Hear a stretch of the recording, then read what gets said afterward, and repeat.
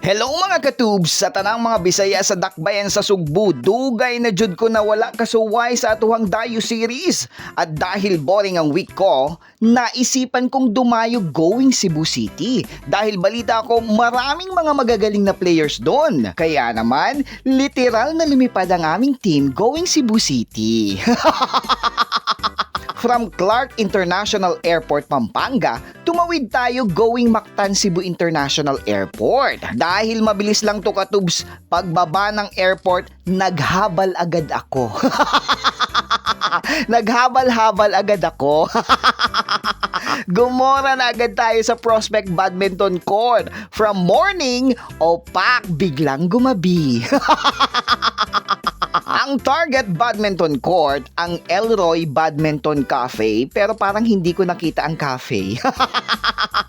Charot lang. Matatagpuan yan sa 1 Acacia Street, corner A, Villalon Drive, Cebu City. Nearby lang yan sa may Cebu Provincial Capital, ha? Dahil mabilis lang at may kasunod ang content na ito, itutur ko muna kayo ng mabilis, okay? Pagbungad mo pa lang, may hagdan pataas na tila akala mo motel ang papasukin mo.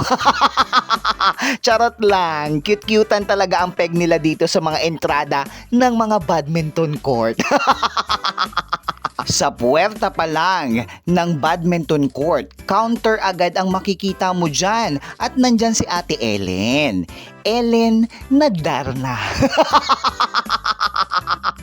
Kakaloka, di ba? Siya lang naman ang napaka-accommodating staff ng Elroy na nag-a-assist ng mga players. Sinusuri niyang mabuti at nagse-segregate siya ng mga nabubulok at hindi nabubulok na players. Pero in fairness ha, maraming cute, guwapings at magaganda dito ha. Hindi ka talaga magsisising dumayo. O mga katubs, i-quick tour muna natin si Elroy ha. Ano nga ba ang meron sa Elroy? Number 1, nandyan si Roy. Na nag-aabang sa cubicle. Eto nga pala ang napakalinis na comfort room nila. Lalakad ka lang ng mga 3 kembot. Makikita mo na agad ang CR, kaya naman umeksena na kaagad ako dyan. Naglala na agad ako dyan, as in, la la la la la la la la la la la la. Mapapakanta ka talaga sa linis ng comfort room nila na parang gusto mo na dito na lang magtambay. Coming from the comfort room to the counter, eto naman ang mae-encounter mo, ang magandang courts within. Nakataraflex yan at bagong tahi ang mga nets nila. Total of 4 courts meron sila ha.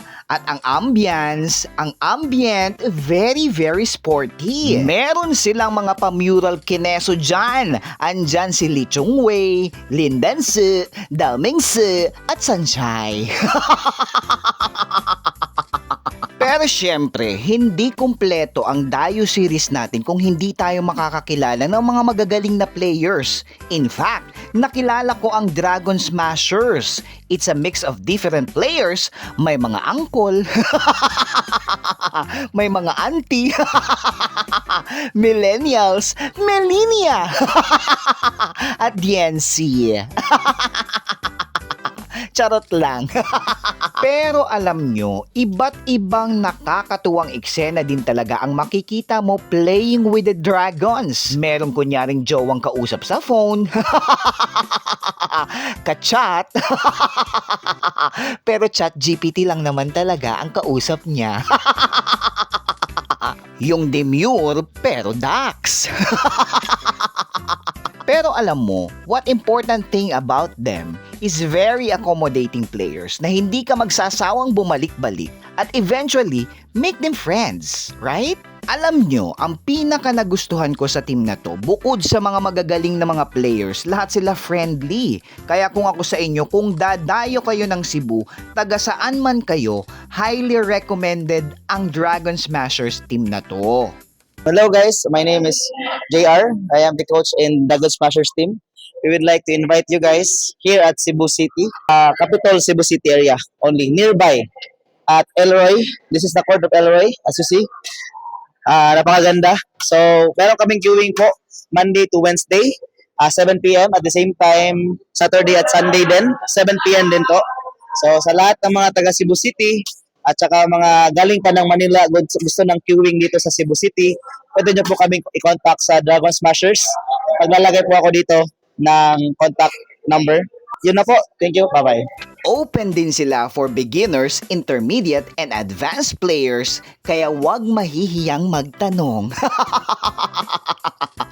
Alam nyo ba, ang pinaka nagustuhan ko sa team na to, bukod sa magagaling na mga players, lahat sila very friendly. Kaya kung ako sa inyo, kung dadayo kayo ng Cebu, taga saan man kayo, highly recommended ang Dragon Smashers team. Kaya naman abangan pa ninyo ang mga susunod na content about the Dragon Smashers team. Yan muna for now. Bye-bye!